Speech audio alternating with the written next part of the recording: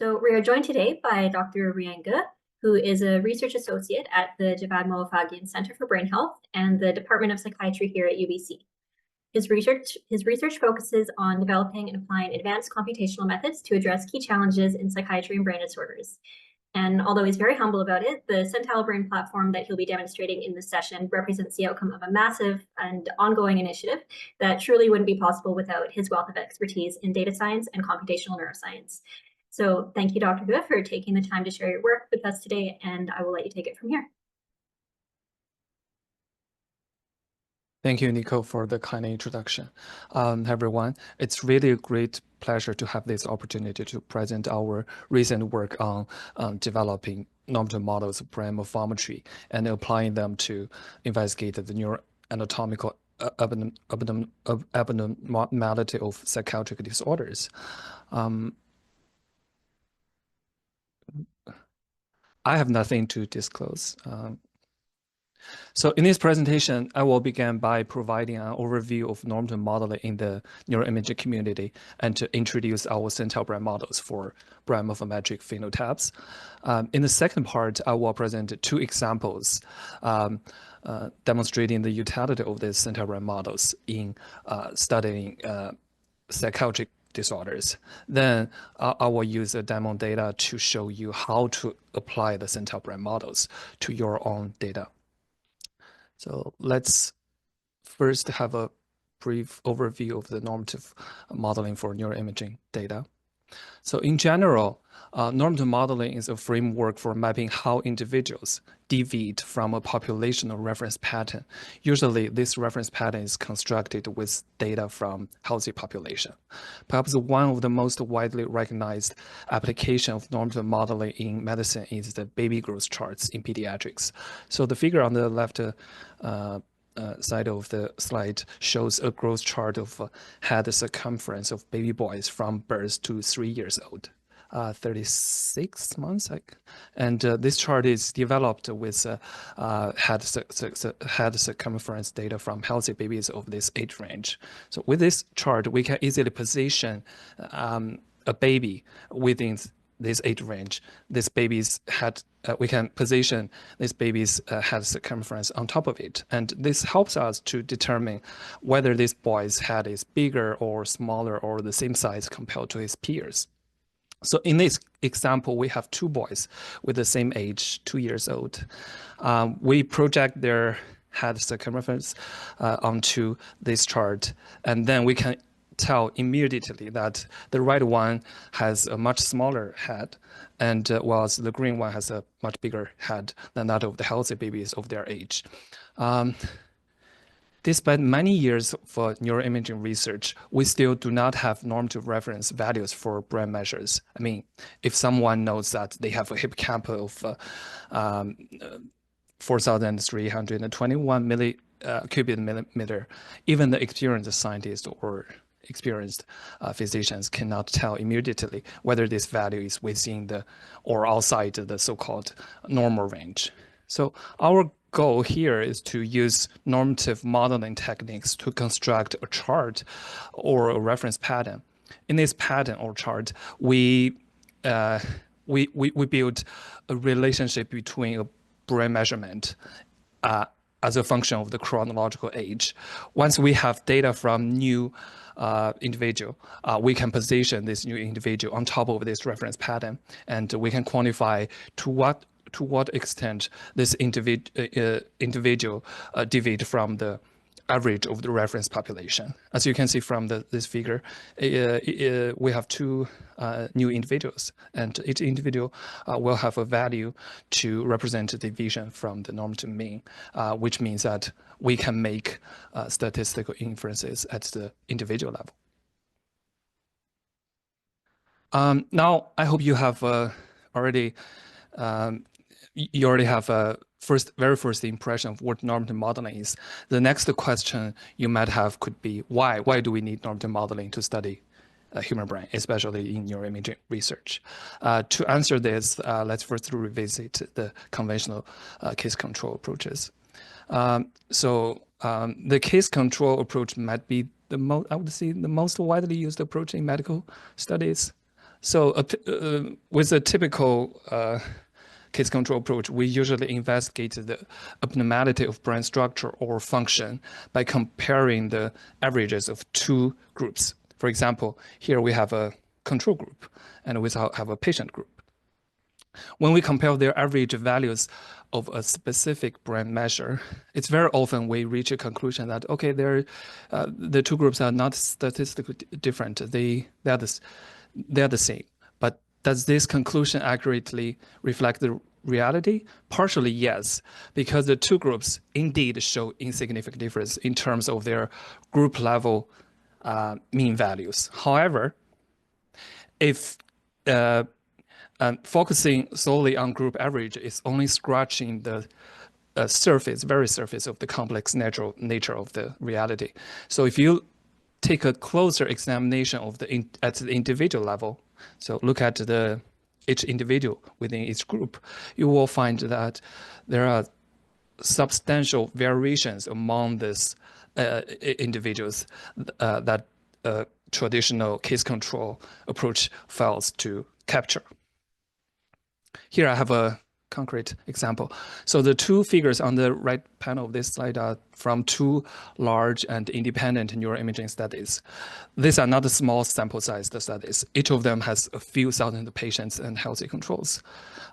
Their results represent a converging conclusion that at a group level, patients with schizophrenia have a globally thinner cortex compared to their healthy controls.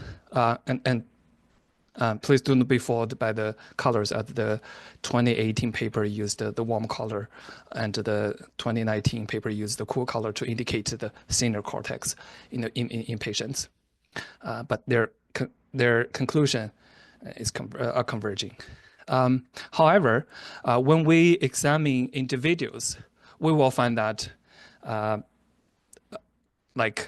their cortical signatures vary significantly. We have two individual patients. So if you look at their cortical signatures, they are similar but not the same. They have different cortical signatures. And if you look at their deviation from the average of healthy controls, they are even more different from each other. So this example highlights the need for the methods that explore the individual differences rather than just comparing the difference of the average between groups.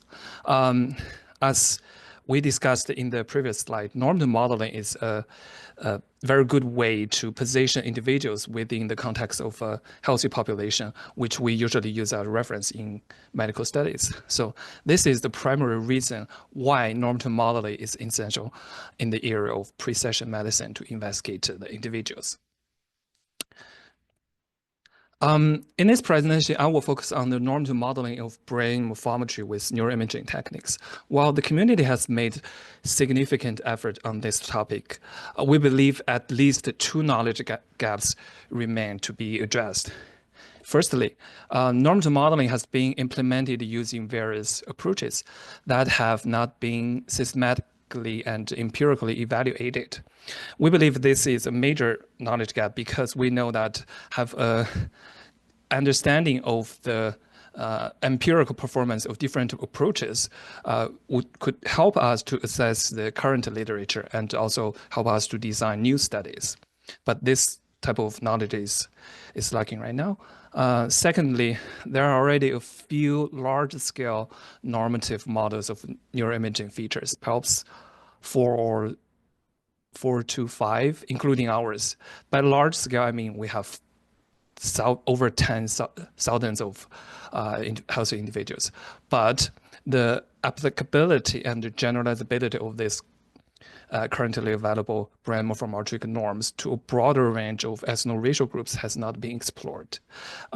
We acknowledge that majority of our currently available neuroimaging data represent samples from the so-called Western educated, industrialized, rich, and democratic societies. I think we believe we need to validate our pre-trained models across a more diverse range of ethno-racial groups through international collaborations to assess their generalizability. So to address these knowledge gaps, we have developed normative models of several neuroimaging-based morphometric phenotypes, the CentileBrain model. This is really a teamwork with UBC researchers and students form the core team, and we received support and contributions from colleagues all over the world. We have our first publication in Lancet Digital Health a few months ago, and you can this QR code to get access to the paper. It's free. I would like to introduce the CentileBrain models with 3 sections. First, I will briefly introduce the development of the models, then followed by our empirical testing of the generalizability of these pre-trained models in different ethno-racial groups. And for the model democratization, I will present our CentileBrain platform. Firstly, let's have a look at the model development sample for CentileBrain. So this sample was composed of healthy individuals from over 80 MRI data sets, including data from the Enigma lifespan working group, just in case some of you are not familiar with Enigma. So we have a figure on the right side. Enigma is short for Enhancing Neuroimaging Genetics Through Meta-Analysis Consortium.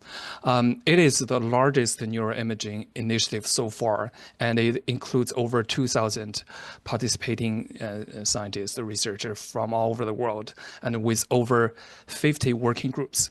So here I point out the Enigma lifespan working group. Well, majority of the data of the CentileBrain models was from here.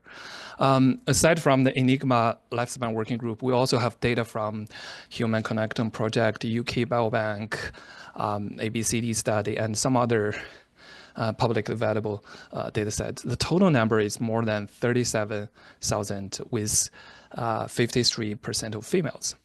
The age range is from 3 to 90 years, which covers the vast majority of the human lifespan.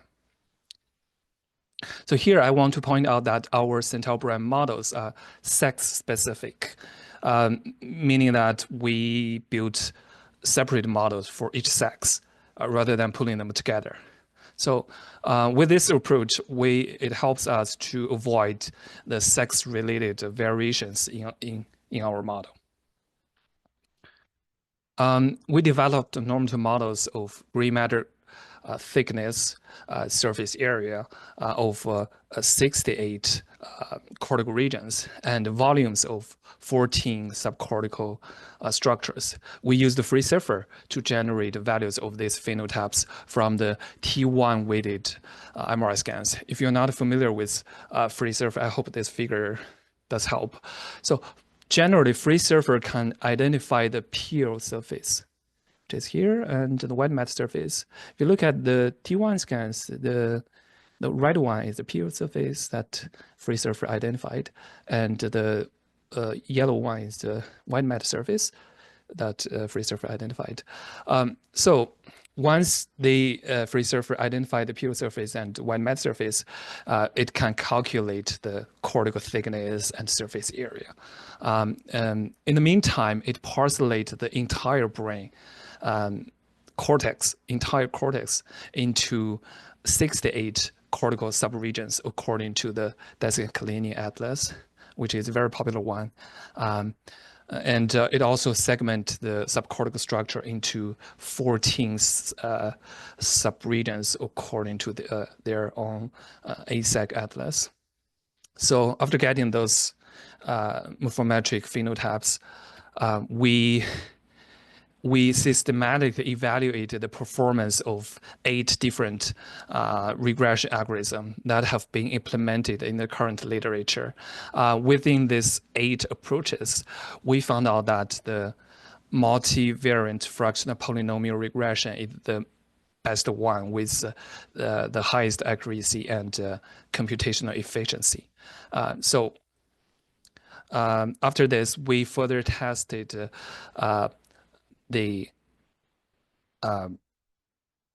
current available covariants for the model, and those covariants pertain to global measures, free surface software versions, image acquisition, and image quality, and of course their combinations.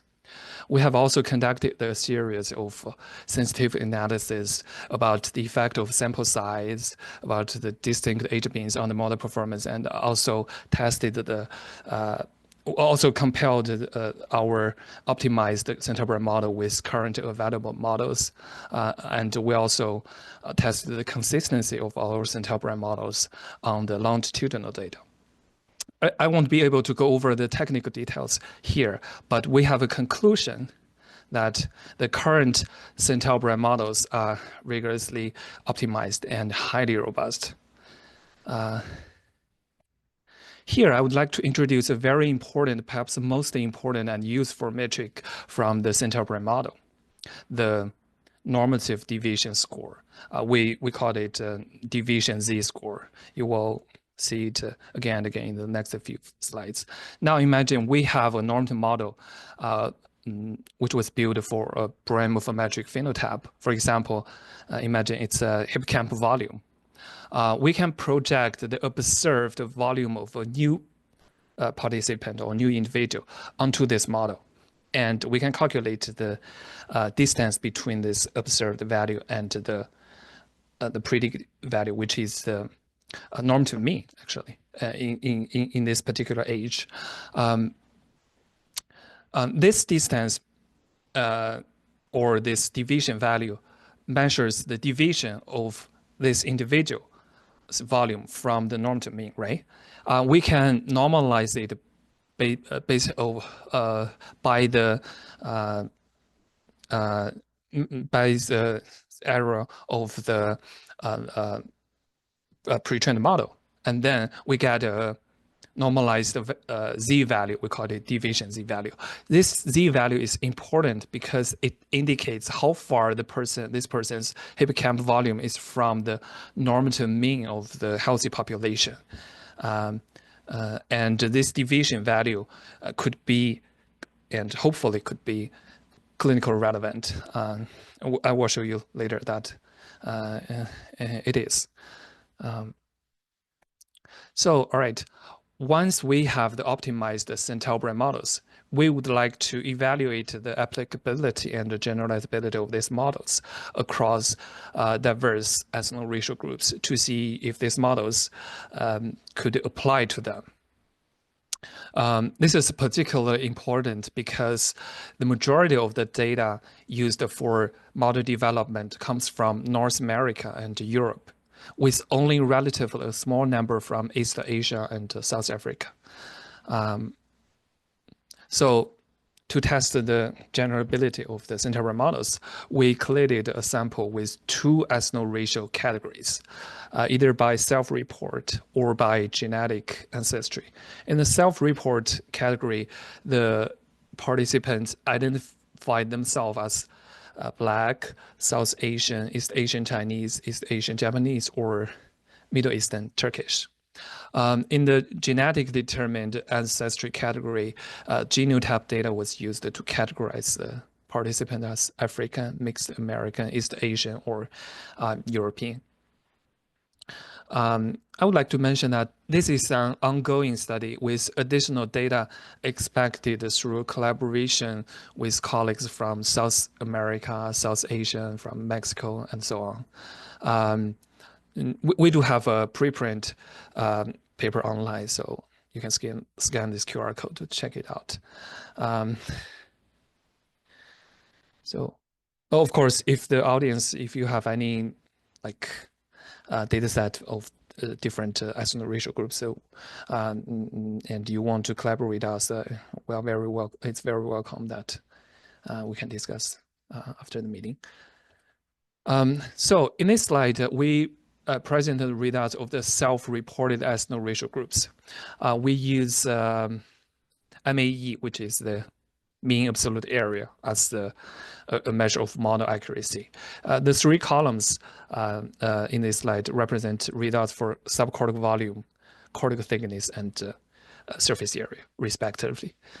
If the models generalize well across ethno-racial groups, we could expect that the MAE values to be similar between these groups and the CentileBrain model developmental sample. So in these figures, we use different colors to indicate different ethno-racial groups, right?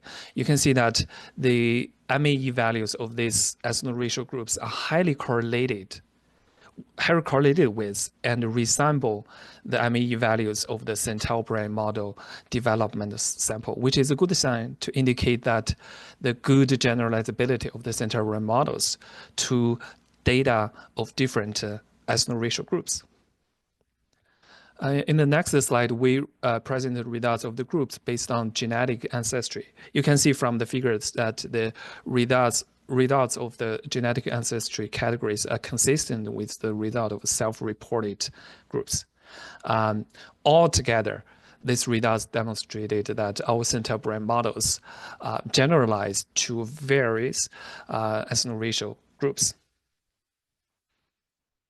So now we have the CentileBrain models, which are empirically optimal and generalizable. The next step is to democratize the usage of these models. To democratize the CentileBrain models, we implemented a fully functional online platform, CentileBrain.org, where you can find our online visualization and calculation tools. We also have released the scripts that we have used to build the models. So until now, we have more than 5,000 engagement from over 50 countries, and we know there are over 300 researchers have tried to use our CentileBrain models in their own studies. So, and scan this QR code to get access to the website. So I will pause here about this platform and proceed with the examples showing the application of our CentileBrain models in the study of psychiatric disorders. Don't worry, I will return after these slides to walk you through the functions of the platform with the demo data. So in the second part, I would like to present two applications of the CentileBrain models to study psychiatric disorders. Here, I want to emphasize that while I use psychiatric disorders as exemplars, this does not necessarily imply that our models are limited to investigating psychiatric conditions. In fact, the CentileBrain models are applicable to any type of brain disorders or even healthy individuals for studying individual variations. I'll use the early psychosis sample from the Human Connectome project to demonstrate the relevance of the current CentileBrain models for mental illness. More specifically, we want to test whether the normative brain regional Z-scores have an advantage over the observed morphometric measures in predicting diagnostic status and symptom severity. You can see from the table that we have in total 148 individuals. With 91 diagnosed as early psychosis and 57 healthy controls. We did the demonstration with two experiments. The first experiment is to use the deviation Z-scores from the CentileBrain to classify the healthy individuals and individuals with psychosis. We constructed a classification model with support vector machine using the deviation Z-scores of the cortical thickness, surface area, and the subcortical volume as the classification features. In comparison, we also constructed another classification model using the observed values of cortical thickness, surface area, and subcortical volume as the classification features. The second experiment is to use the deviation Z-scores to predict the symptom of the individuals with psychosis. We have used the ridge regression for this purpose. Again, in comparison, we also use the observed cortical thickness, surface area, and subcortical volume as the prediction features. Here, the symptom score we used is the total score of the positive and negative syndrome scale, PANSS. Let's have a look at the results of the first experiment. So in this figure, on the left side of the slide, you can see the receiver operating characteristic curves for prediction purpose using either the z-score or from the CentileBrain model or using the original observed free surfer output. You can see that using deviation z-scores from the CentileBrain models improved the classification performance with roughly an increment of about 14% of the accuracy. We did a permutation test to evaluate the statistical significance of this difference. The figure on the right side of the slide shows that the difference is statistically significant with permutation test. The p-value is much smaller than 0.05. So we have a conclusion that the deviation z-scores from the normative models outperform the observed free surfer data for diagnostic classification. In the second experiment, we aimed to predict symptoms using the total score of PANSS as the symptomatic measure. As mentioned before, we constructed two different prediction models, one using deviation z-score from the CentileBrain's features, and the other one using observed free surfer output as features. And we then conducted a permutation test to compare the prediction accuracy for the PANSS total score. So this figure shows the results of the permutation test.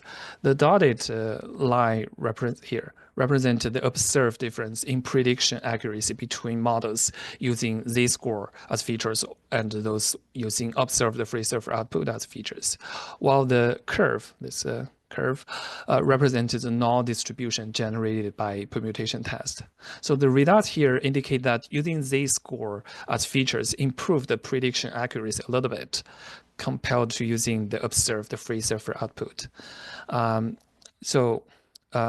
To summarize, this finding suggests that the regional deviation z-scores from the normative models outperform the observed free surfer data for symptom prediction. Before we delve into exploring the features of the CentileBrain platform using the demo data, let's start with a quick summary. So first, we present a robust and empirically validated normative model of neuroimaging-based morphometric phenotypes. And we demonstrate the generalizability of these CentileBrain models to various ethno-racial groups. With the spirit of open science, we present a dedicated and user-friendly web portal to provide access to our CentileBrain models. No data transfer or other agreements is required in the web portal. Aside from CentileBrain normative models, we also have brain age prediction models in this platform. The brain age prediction models are not the focus of my talk today, but everybody is welcome to explore it in our platform. The CentileBrain model can inform about the biological and behavioral implications of deviations from typical age-related neuroanatomical changes in psychiatric conditions. And we are working hard to add some new features of the CentileBrain project. This includes resting state diaphragma-based brain network connectivity and intracortical macrostructure. In the last part, I will go through the CentileBrain online platform and will show you how to use the platform with the demo data. This demo data you should be able to find in the email when you register for this event. So if you don't have it yet, there's a QR code in the next slide. So here. So scan this QR code for the demo data and you can play with it. For the online platform, before I switch the screen, I just want to briefly, for the online platform, we aimed to make it as user-friendly as possible. We hope it could be a piece of cake for majority of people using it. Now I will exit these slides and get you through the website. Let me end this slideshow. Yep, and share the screen. Okay.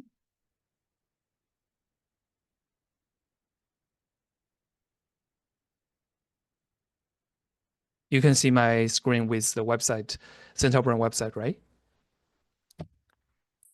Yep. Okay. So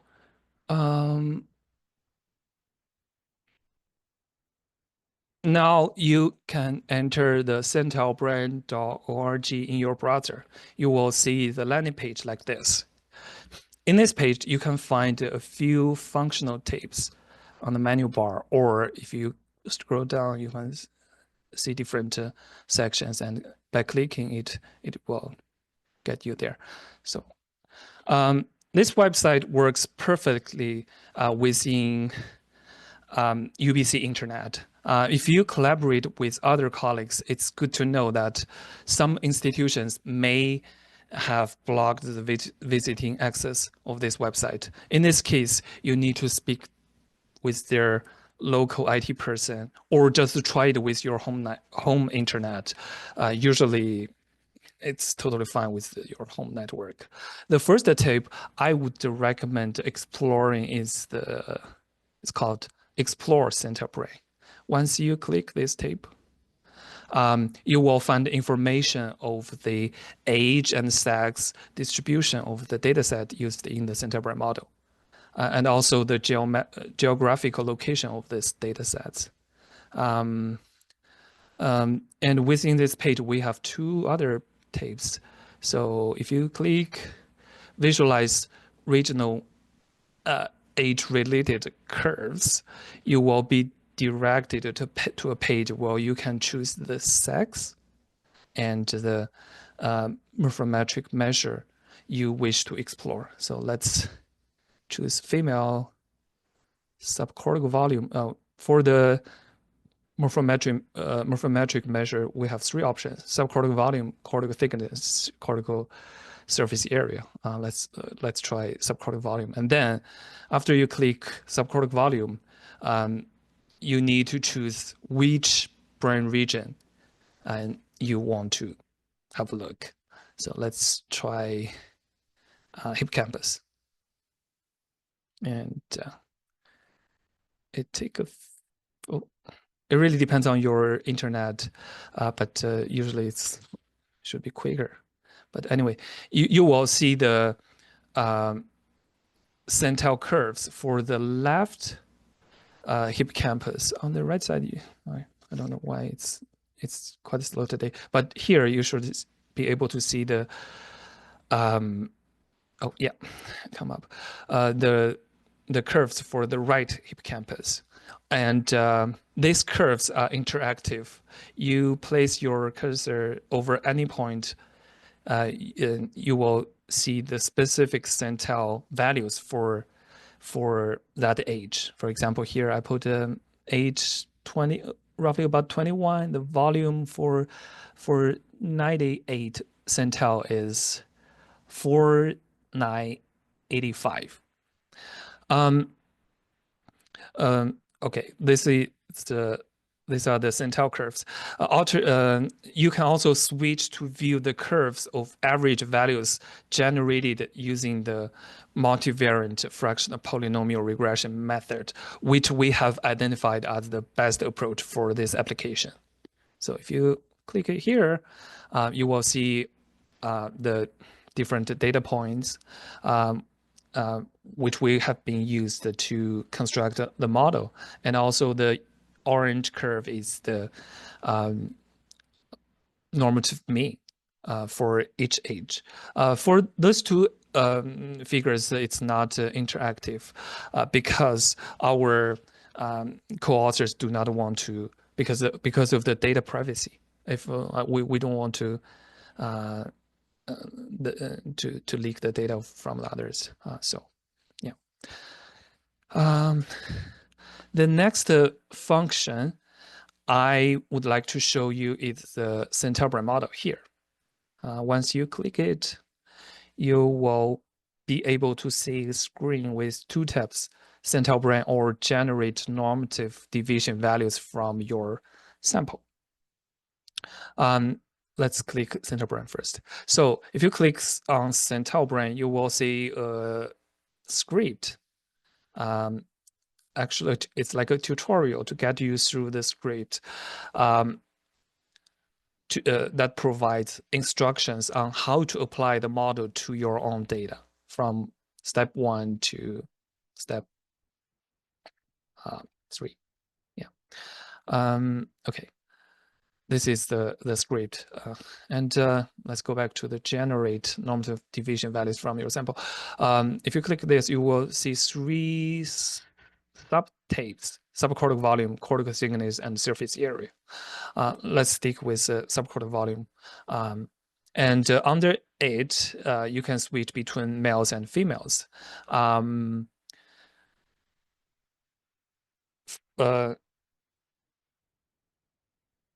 You will need to choose the sex of your sample, which is very important because the CentileBrain models were developed separately for each sex.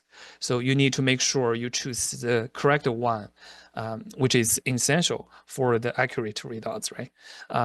Next, what you need, you will be promoted to enter your email address. So I will put my email here.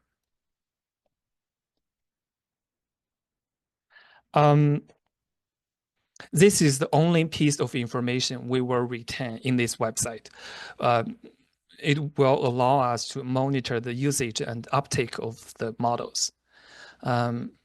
Another important step is to, and we provided 5 sample steps. The first one, of course, is you need to use FreeSurfer to generate the data first. And then you need to download the template we provided.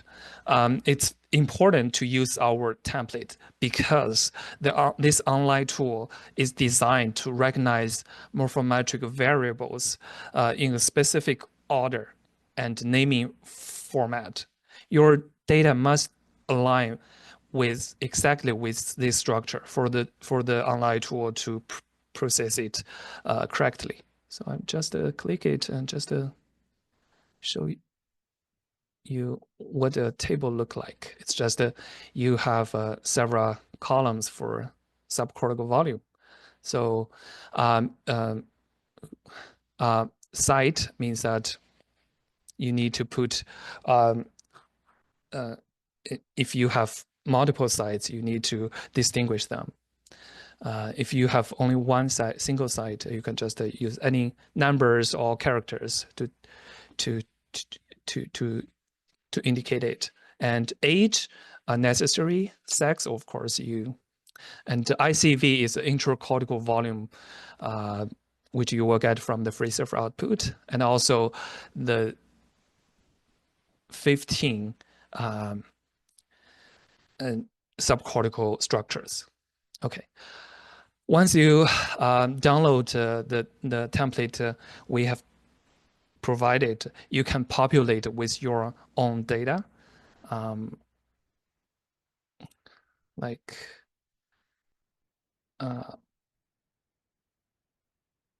So the next step is to upload your Excel spreadsheet. So I've already provided Zoom demo data, so I will just use it. So here. And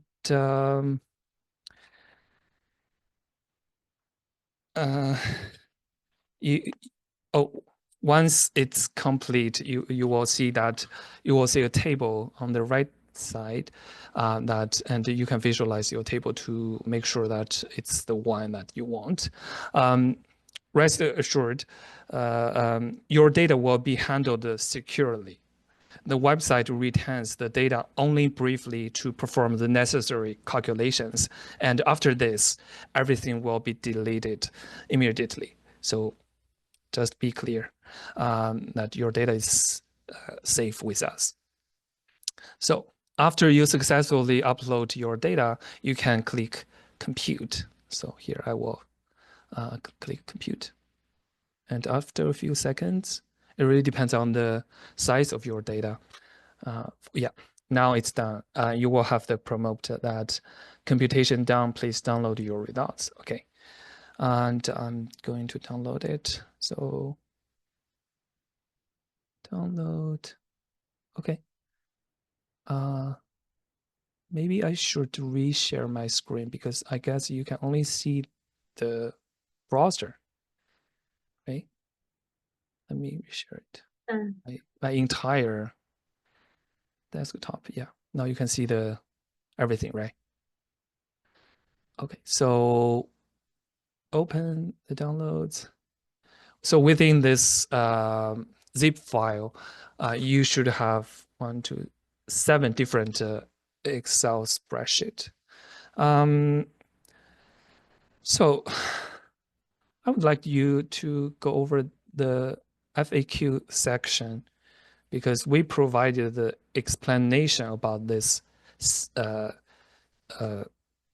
files. So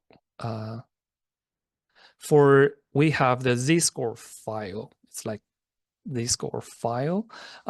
So maybe just open it here better. So let me open it just to help you understand.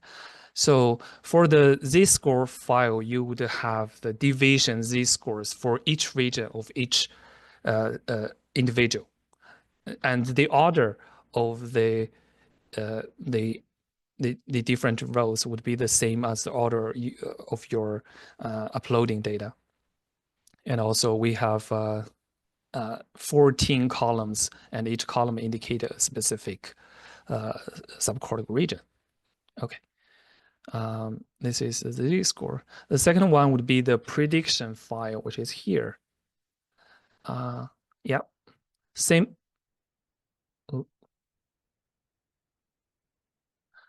Same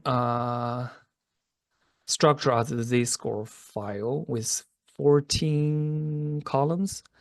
Each one indicate a specific brain region and different rows according to your uploaded data. And those are the predicted value with the CentileBrain model. Then we have the Centile values. So here. For the Centile values, you will see that we have in total 14 sub-tables within this Excel spreadsheet. And for each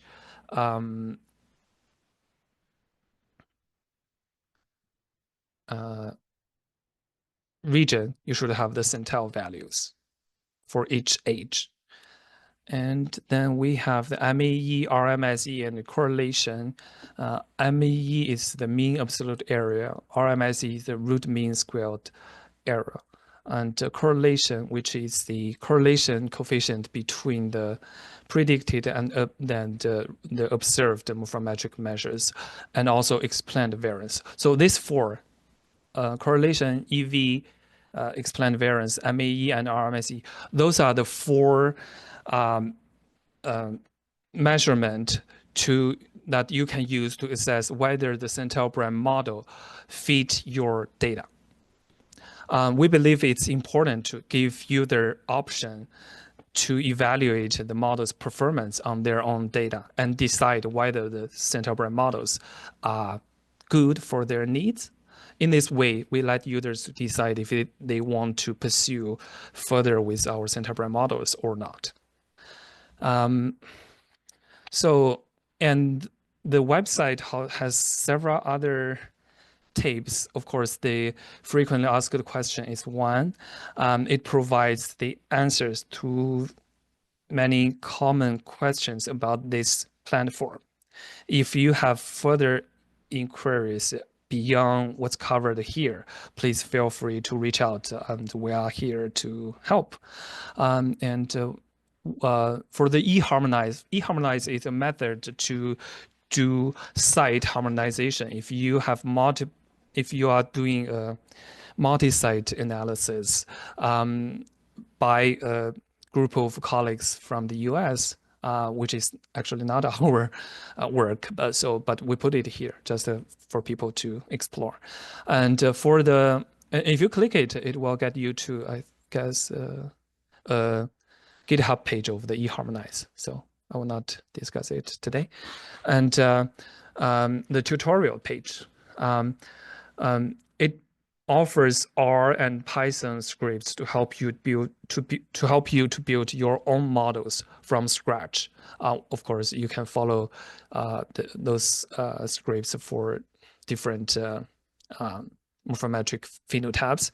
And additionally, we have a section dedicated to neuroimaging-based brain age prediction model, which is here.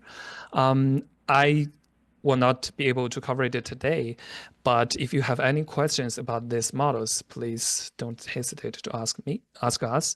And also, just click it. So for the brain age models, we have different options, so you can explore it if you are interested. And also we have publications and core teams, and you can contact us by sending us emails or in here or just through your UBC email. We are happy to help.